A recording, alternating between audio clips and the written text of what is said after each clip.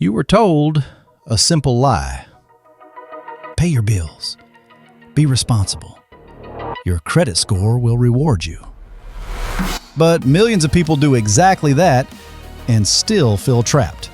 Denied loans, higher interest rates, punished for mistakes made years ago. So today, we're going to explain the credit score system, what it really measures, who it benefits, and why it often feels rigged against normal people. Because once you understand the game, you stop blaming yourself and start playing it differently. What a credit score claims to be.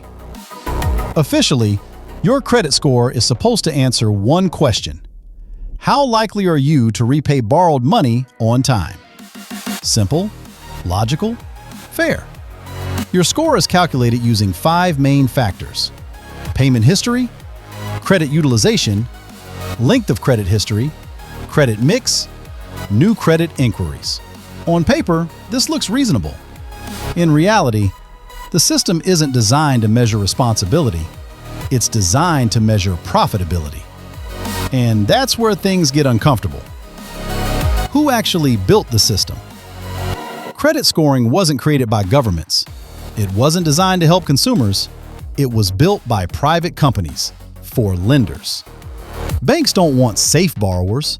They want predictable, profitable borrowers. People who carry balances, pay interest, don't default, but don't escape debt either. The ideal customer isn't debt-free. The ideal customer is permanently almost paid off.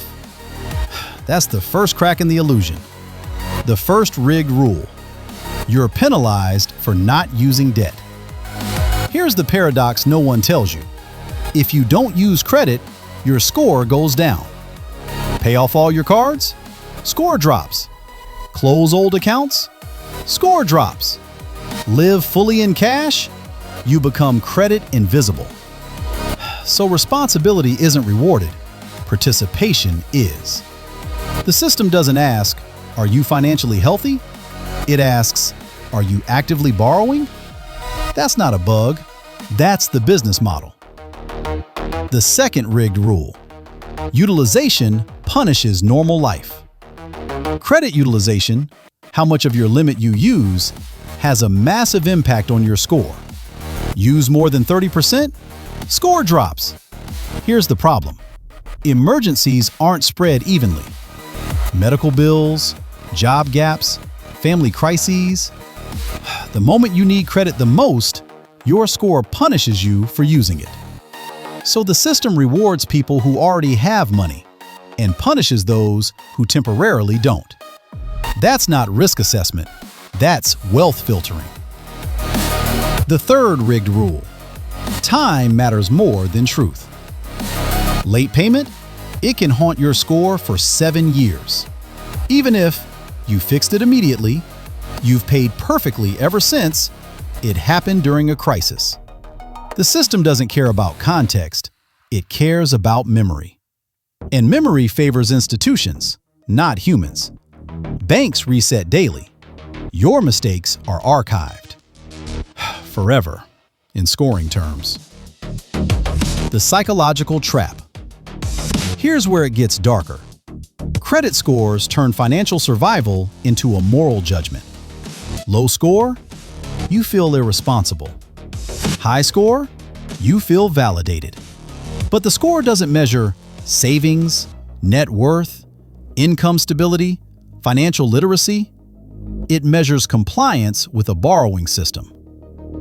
People internalize this number and accept bad deals just to protect it. Higher interest rates, unnecessary loans, debt they don't need. Fear becomes leverage. Why the system won't change? Could it be fairer? Absolutely. Will it be? Unlikely, because the current system fuels consumer lending, maximizes interest revenue, keeps money circulating upward. A system that rewarded debt-free living would shrink credit markets. So instead of teaching escape, the system teaches optimization inside the cage. How smart people actually use the system.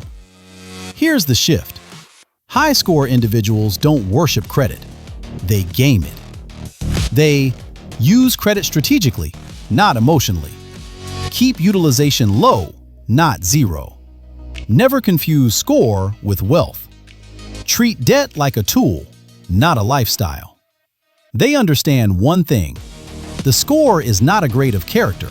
It's a leverage score. The real takeaway. Your credit score isn't proof of worth. It's proof of compliance. Once you see that, the guilt disappears and clarity replaces it.